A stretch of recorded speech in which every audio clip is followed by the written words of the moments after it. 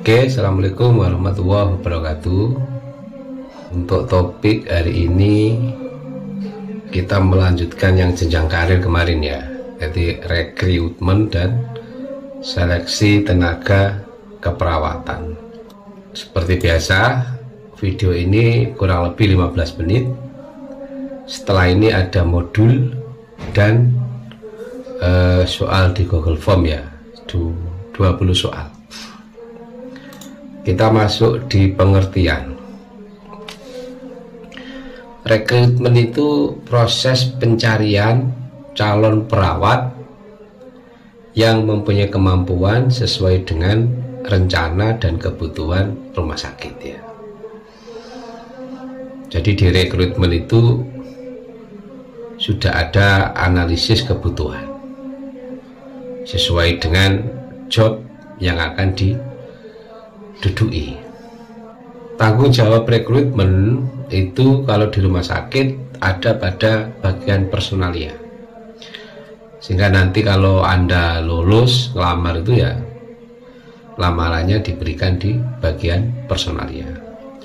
Nah, secara konsep lowongan atau pengisian pegawai baru itu the right man in the right place, bahwa kita harus menempatkan pegawai yang tepat pada tempat yang tepat. Nah, ini bisa dilakukan salah satunya dengan pemilihan secara detail pada saat rekrutmen dan seleksi. Secara makro begini prosesnya di rumah sakit ya. Jadi yang pertama adalah perencanaan SDM. Nah, ini dilakukan oleh seluruh komponen sebenarnya. Terutama kalau memang rekrutmen perawat ya perawatnya, kepala departemen keperawatan, kepala ruangan, itu harus menghitung dulu kebutuhannya dengan rumus yang kita pelajari 2 minggu yang lalu. Jadi sekiranya kalau memang kurang ya masuk di dalam perencanaan untuk tahun depannya. Nah, setelah itu sudah pasti ditentukan kebutuhan, jumlah sekaligus jobnya tadi loh, job dan tempat yang sudah ditentukan. Misalnya butuhnya nurse, butuhnya diploma berapa, sudah pasti. Maka tahap berikutnya adalah alternatif rekrutmen. Dan secara konsep rekrutmen itu kan ada dua tuh, internal dan eksternal. Nah, internal itu ya yang sudah ada. Nah, ini biasanya ada lowongan-lowongan job yang lebih tinggi, sehingga akan menunjuk berdasarkan profesionalisme, nanti ditentukan orangnya.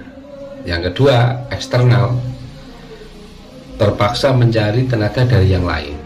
Satu ya karena butuh, kurang ya. Yang kedua, mungkin tidak ada tenaga yang cocok menempati di tempat itu, atau dibutuhkan kualifikasi yang tertentu yang harus kita rekrut dari luar. Nah, baru yang terakhir adalah calon tenaga pelamar yang akan direkrut. Kita masuk di perencanaan. Ini sudah kita bahas 2 minggu yang lalu, bahwa perencanaan tenaga keperawatan itu harus dibuat oleh bagian keperawatan. Munculnya dari ruangan, usul, terus dari kepala departemen atau dari departemen keperawatan melakukan analisis. Oh, ternyata kurang. Nah, seperti yang kita bahas yang dulu, perhitungannya ya bisa berdasarkan manual, bisa berdasarkan formula atau rumus yang disepakati oleh rumah sakit. Nah, setelah itu jadi ya sudah, berarti akan kelihatan kebutuhannya. Nah, setelah ditemukan hasil dengan formula yang ditentukan, kemudian dibandingkan dengan tenaga perawat yang tersedia. Oh, berarti kurang. Oh, kurangnya berapa? Oh, kurangnya nurse, kurangnya diploma dan lain-lain. maka masuk di plan itu tadi. Permintaan khusus dari kepala ruangan terhadap tenaga keperawatan dapat dilakukan dengan cara melakukan pencatatan permintaan di formulir permintaan SDM, tentunya yang sudah disediakan oleh rumah sakit. Ini penting dipakai sebagai salah satu bahan untuk melakukan penghitungan. Jadi ada permintaan dulu dihitung, oh enggak, ini masih cukup secara rumusnya Gilis misalnya, maka dijawab dengan masih cukup begitu. Nah, kita masuk sekarang metodenya. Kalau metode rekrutmen internal ya gampang, setelah kita tunjuk ya tunjuk itu artinya berdasarkan kemampuan, berdasarkan kelulusan administrasi ya sudah, penataran dilatih, terus mutasi, terus promosi, terus penempatan pekerjaan melalui buletin atau papan, terus inventarisasi keahlian diumumkan. Habis itu ya dipersilakan tenaga keperawatan sudah ada untuk melakukan melamar sesuai dengan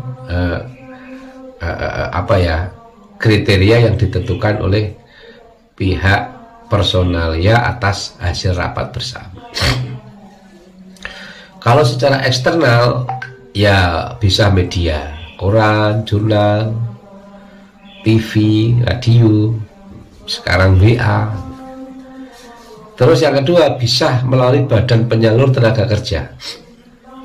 Seperti luar negeri kan lewat badan penyalur sendiri itu. Berikutnya bisa lewat lembaga pendidikan. Nah, seperti kita misalnya ada rumah sakit kirim surat kepada Stikes yang tua. Itu berarti mereka minta yang baik-baik gitu. Dari organisasi karyawan ya disampaikan, dititipkan kalau ada yang punya. Bisa dari PPNI karena ini perawat ya, ditempel atau surat kepada PPNI untuk diumumkan. Dan boleh juga rekomendasi karyawan, ya agak nepotisme, cuma karena ini tetap dites sesuai dengan kemampuan. Dan open house atau job file ya dibuka seluas-luasnya. Dan yang terakhir saat ini ya online itu tadi, butuhnya berapa, habis itu dites itu tadi ya. Alternatif lain dari rekrutmen adalah outsourcing. Maksudnya gini, kalau memang suatu organisasi itu belum mampu atau belum masuk proker ya, belum mampu bayar, maka mungkin alternatif lain ya cari pegawai yang outsourcing dulu. Atau yang kedua, tenaga kerja lepas, atau professional pro-employer organization. Nah, ini tentunya mengikuti undang-undang yang ada. Kalau dibolehkan, kalau tidak boleh ya tidak usah. Oke, kita sekarang masuk seleksi. Apa bedanya dengan rekrutmen? Rekrutmen itu kan cara untuk menyebarkan pelamar.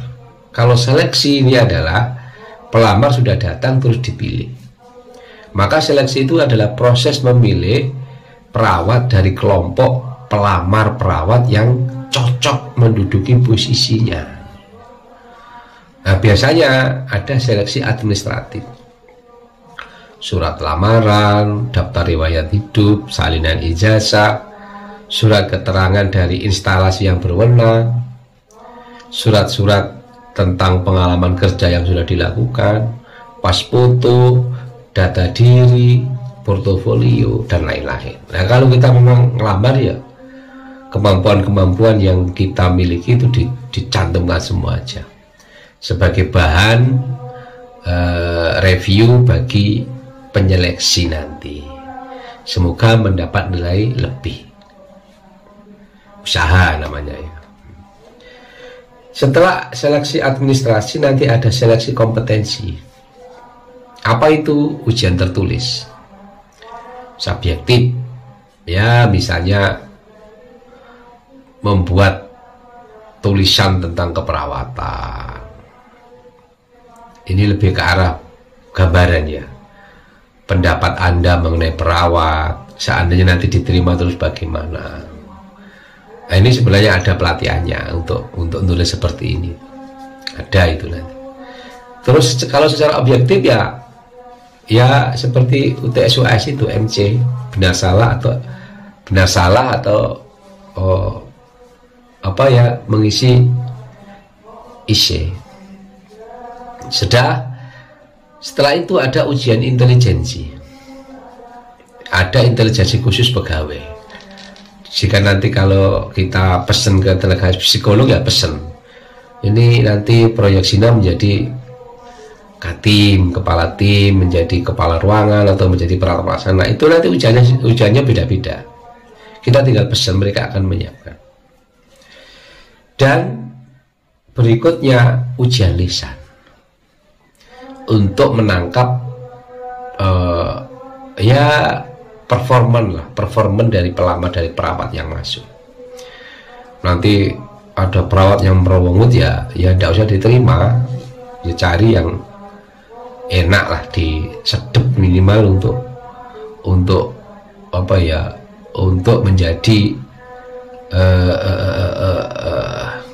menjadi tenaga yang profesional di ruangan, sehingga pasien-pasiennya merasa nyaman dan aman. Kalau sudah nanti ada ujian praktek untuk mengetahui kecakapan dan ketangkasan. Dan dimungkinkan juga ada ujian kecakapan khusus. Ya, misalnya jasmani, kecakapan gerak, kelincahan gerak, kekuatan ingatan. Tapi sebenarnya nomor 5 itu sudah difasilitasi oleh ujian intelijensi sebenarnya. Cuma akan lebih abdol lagi tuh. Terus ujian perasaan. Ini juga sebenarnya sudah difasilitasi oleh tes psikologi sebenarnya, kepribadian, kecocokan di tempat yang akan digelutinya dan lain-lain. Dan berikutnya achievement test, tingkat kecakapan pelamar dalam suatu pekerjaan yang akan digeluti. Dan tes kesehatan. Ini tidak harus dilengkapi semua, menyesuaikan kebutuhan rumah sakit. Jadi bisa berhenti pada sampai tes praktek juga boleh. Dan nanti ada bobotnya sendiri-sendiri. Dan ini akan sangat berat bagi seorang selektor untuk menyeleksi yang terbaik. Maka harus betul-betul dibobot. Ujian tulisnya bobotnya berapa, intelijensi berapa, lisan berapa, praktek berapa. Ini harus dirundingkan secara matang. Kalau seleksi kompetensi sudah tadi ya. Sudah tadi. Oke. Nah, secara kaidah gancat itu kita ikut proses gancat ini. Jadi kumpulan pelamar yang berpotensi, artinya apa?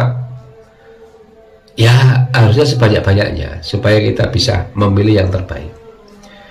Habis itu penapisan prakerja, terus perlengkapan berkas lamaran. Kalau ini lolos, maka dilakukan pemeriksaan referensi. Misalnya ijazah ini betul enggak, sehingga kita kirim surat ke masing-masing kelulusannya dia. Terus wawancara kerja, ujian prakerja, pemeriksaan fisik, keputusan, pengumuman pada pelamar. Nah itu butuh waktu kira-kira biasanya ya 2 minggu. Hasil pengalaman saya dulu 2 minggu. Jadi tes tulis, tes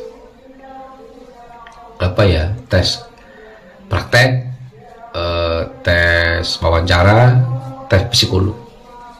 Kayaknya dulu Pak saya itu 4 itu. Habis itu pengumuman.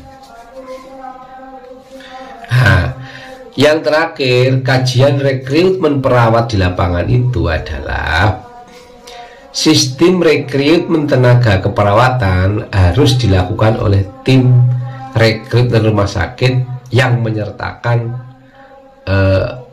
perwakilan perawat dalam tim tersebut. Jadi personalia tidak bisa menentukan, tapi ini harus berdasarkan dari permintaan perawat. Seperti tadi loh, dari ruangan. Terus yang kedua, rekrutmen tenaga keperawatan harus memperhatikan kualifikasi dan komposisi tenaga perawatan yang sesuai dengan persyaratan. Makanya tadi ada formula tadi loh, harus dihitung betul kebutuhannya, kalau sudah baru dicari kemapanannya. Yang nomor 3, rekrutmen dilakukan berdasarkan kebutuhannya, berdasarkan analisis formula tadi. Butuhnya berapa harus jelas. Mungkin itu gambarannya. Lebih lengkap silakan baca di modul seperti biasa. Setelah ini selesaikan Google Form sesuai jam kuliah. Jangan sampai lebih, karena kalau lebih nanti akan kita lakukan pengurangan penilaian, bahkan kita jadikan 0 kalau terlalu lama. Terima kasih, sukses selalu. Assalamualaikum warahmatullahi wabarakatuh.